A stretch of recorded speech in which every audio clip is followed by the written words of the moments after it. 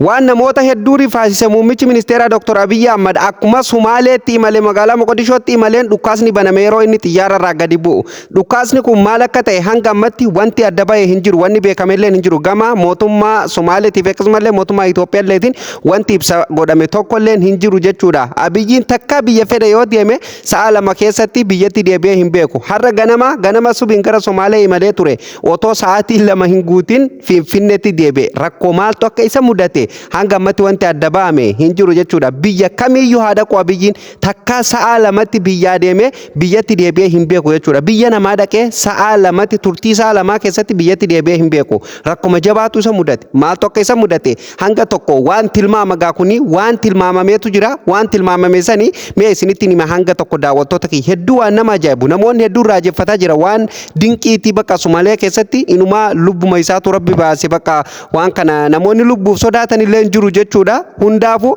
Abiyyiin nagaan gara Finfinnee deebi'ee jira. Maaltu akka isa mudate hanga tokko waan irraa odeeffanneetu jira jechuudha. Namoota itti hiikeenya waan kana qaban jechuudha. Kan oduu nu qoodan jiru jechuudha. Mee hanga san isinitti nima akkam jirtu daawwattootaaf kabajamtoota Oromoo bagarra deebiin gara chaanala keenyaa dhuftan namoonni haaraa dhuftan subscribe godhaa oduuf odeessaalee keenya guyyaa guyyaan argatuuf subscribe godhuun hordofuu hin dagatinaa viidiyoo laayikii godhaan isin jedha daawwattoota keenya kabajamoo fi jaallatamoo akkuma beekamu muummichi ministeera daawwannaa hojiitiif gara Moqodishoo imalee ture jechuudha. Gara Somaalee jechuudha. Magaalaa guddittii biyya Somaalee Moqodishootti imalee ture jechuudha. Daawwattoota keenya kabajamoo garuu akkuma achi ga'een yeroo xiyyaararraa gadi bu'u dhukaasatu banamee jedhan jechuudha. Wanti kun dhugaa miti jenneeti itti dhiisnee hin gabaasnellee itti dhiisnee jechuudha adda baafatuuf jennee garuu dhukaasni banamuun dhibbaan dhibbatti dhukaasni banamee jira. Namni waa ta'es hin jiru, namni warra rukutees hin jiru. Haa ta'u garuu dhukaasni maaliif akka baname hin beekne dhukaasni banamee jira. Kan dhukaasa banelleen qaamuma mootummarraa jechuudha. Waraanuma mootummarraa nageenyumaaf haa ta'u hammeenya yaadanii haa ta'u akkuma beekamu uummanni Somaalee mootummaadha malee jechuudha. Uummata Itoophiyaati eega bishaan irratti wal dhabanii qiriin nama hunda waraana hunda garaa keessa ni jirti. Akkuma beekamu guraandhala guyyaa 25 illee waraanni Itoophiyaa Somaalee keessa ba'uun ni yaadatama jechuudha. Kanuma wal qabatee maal akka yaadan hin beekne dhukaasni banamuun dhibbaan dhibbatti dhukaasni akka baname ifoomee jira jechuudha. Garuu namni waa ta'e hin jiru jechuudha. Amma yeroo namoonni tokko waan kana gabaasan warreen mootummaa Itoophiyaa deeggara yookaan deeggartoota Dr. Abiy Ahmad ta'an jechuudha. Mootummaa Itoophiyaa ta'anii wanti kun sobaa kijibaa kan jedhanillee jiru jechuudha. Garuu sobaa miti kun waan dhugaati. Dhukaasni banamuun baname kaameera irratti baasanii hin argisiisan. Maaliif beektanii nageenya biyyaatiif gaarii miti maqaa mootummaa Somaalee sanilleef gaarii waan hin taaneef miidiyaan biyya sanii hin eeyyamu jechuudha. Seer maleessa waan ta'eef jechuudha. So kanaaf kan miidiyaa irratti mul'ate kan biraati jechuudha. Haala nagaatii fi akkaataa isaan itti dirree keessatti itti simatanii fi galma inni itti simatameef yeroo inni xiyyaararraa bu'u kana wanni isaan viidiyoon gadhiifame jechuudha. Garuu dhukaasni bakkeedha banamee ture jechuudha. Daawwattoota keenya kabajamoo fi jaallatamoo namoonni tokko immoo yaada isaanii akka warreen tilmaaman haasa'anii fi akkasumallee namoonni siyaasaa kan waan kana itti hiikeenya dhiyeenyan keessa quba qaban jechuudha. Dhukaasni sun inni hin milkaa'iniifi malee silaa isaanii tarkaanfii wayii fudhatuu barbaadaniiti milkaa'uuf dide malee tarkaanfii wayii fudhatuu barbaadaniiti jedhamaa jira jechuudha. Dabalataan Dr. Abiy Ahmad akkuma beekamu har'a atattamaan achi dhaqee sa'aatii lama osoo hin guutin jechuudha gara Finfinnee xiyyaaraan deebi'e jechuudha. Dhugaa Rabbii waan ajaa'ibaati jechuudha. Takka Abiyyiin akkanatti isaa biyyaa deemee biyyatti atattamaan deemu argitanii jirtaniis hin jiru jechuudha. Kun egaa namoonni itti hiikeenya qaban waan kana keessa quba qaban akka jedhanitti jechuudha. Oduu akka nuun gahanitti mootummoonni lamaan walii galanii yeroo biraa qaxaroo biraatiin haala nageenya tasgabbaa qabuun marii bal'aa waliin kan goonu ta'a. Ammaaf immoo haalli nageenya gaarii waan hin ta'inii fi akka gara biyyaa deebi'amu Dr. Abiyyitti himamee jiran jechuudha. Sababa sanirraa kan ka'e akkasumallee Abiyyiilleen eegdota qaba. Eegdota isaatiin bakka wanti kun ergaan qaqqabamee fi jechuudha akka inni dirqama achi keessaa bahu godhamee jira jechuudha. Abiyyiin haala saniin Somaaliyaa keessaa Moqodishoo irraa gara Finfinnee deebi'ee amma beeksisa tokko gadhiisan jechuudha. Beeksisa isaan lamaan mootummoonni lamaan waliigaltee biyyoota lamaanii irratti jechuudha jedhanii gadi dhiisantu jira jechuudha.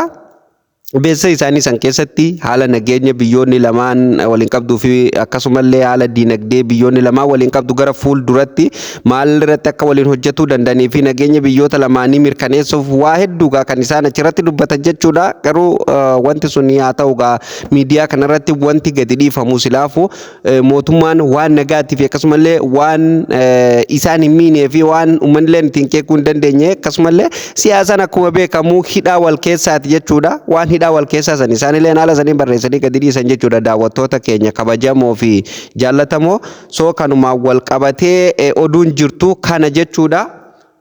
Waa hedduudha kan achirratti ta'e jechuudha. An takka dhugaa rabbiin ajaa'iban Abiyyi maaluma tahee bakka annan sodaadhee beekaa waan fedhellee yoo ta'e jechuudha. Namni kun nama Oromooti. Hamma fedhee otoo baddii fedhellee balleessee hammeenyaan hin jaallannu hammeenyaan hin feenu sigalee Somaaleen sun isaa Dr. Abiyyi irra nutti hin aantu jechuudha. Namoonni immoo ilaalcha akkasii qabdan jechuu kiyya sigalee. Kanaaf hundumaafuu muummicha ministeeraa baga rabbi si oolchee baga nagaan gara masaraa kan keessatti deebite siin jechuu barbaanne jechuudha. Maaliifuu rakkoon uumamte maal akka ta'e hamma ammatti wanti adda bahe hin jiru. Garuu isaanillee dhossanii booda adda bahuun hin oolamtu jechuudha. Himamuun hin oolamtu, miidiyaaf ibsa laatamuun hin oolamtu jechuudha. Shukshuktaan jalaa bahuun hin oolamtu. Gaafa jalaa baate immoo kallattiin kan isin biraan geenyu ta'a jechuudha. Daawwattoota keenya muummichi ministeeraa haala saniin Moqodishoo irraa barrisee gara masaraa mootummaa Finfinneetti galee jira jechuudha. Maaltu akka uumame kana yaadaa nuyi wallaalu jechuu barbaadeeti. Namni waa xiinxalu tokko maaltu uumame kan jedhu waan uumame yaadaan beekuun nama hin dhibu jechuudha. Dhiirti re'een elemtu malaa waan baatu hin wallaaltu akkuma jedhamsanii Dr. Abiyyiin maalirraa akka ganama kana gara Moqodishoo deemee Moqodishoo otoo hin turin turtii sa'a tokkoo fi cinaa keessatti gara Finfinnee namni fedheeyyuu fakkeenyaaf simannaan isaatu achitti eega gadi bu'ee yoo taate namni kun wal simatuun nagaa wal gaafatuun aangaa'onni tokko tokkoon wal dubbisuu nuti yaara raabuu fi kana kun yoo xiqqaate sa'a tokko akkas ni fudhata jechuudha. Bunaa shaayiitu jira ni jiraami namni kun jechuun nama mootummaallee ni dhugaa ni nyaata bakka wanti ittiin keessummeessan jira. Walumaa galatti gidduma kanattu sa'aan tokko yoo dhume daqiiqaa 30 keessatti namni haasaa waliin hin godha. Daqiiqaa 30 keessatti waliin hin mari'ata? No, hin mari'atu. Daqiiqaa 30 keessatti marii biyyaaf wanti dubbatamu daqiiqaa 30 keessatti haasanii ni fixanii waan dhumatu miti jechuudha. Garuu Abiyyiin sa'a tokkoo fi ani sirriitti hordofaa ture yeroo inni xiyyaara irraa bu'aa jira jedhametti fi ganama subiirraa kaasee jechuudha. Amma inni achi deemutti miidiyaa Somaalee jala taa'ee hordofaa ture jechuudha. Sa'aatii 2 hin guunne kan Abiyyiin achirraa gara Itoophiyaatti deebi'e jechuudha. Sa'a tokkoo fi daqiiqaa 30 hin turre jechuudha kan Abiyyiin xiyyaara irraa bu'ee gara biyyaa deebi'ee isuma xiyyaara koru qofan argee jechuudhaani. Maal jedheetiin hedduun dhagahame hedduu bakka jechuun maal jedhee namoota tokko illee itti gaafadhe keessa fugaa namoota waan kana itti dhiyeenyan qajeelatti keessa beekantu jira mitire. Namni kun hundinuu bar walirra waa beekaa itti dhiyaatu jira walirra oduu fuudhaa jechuudha.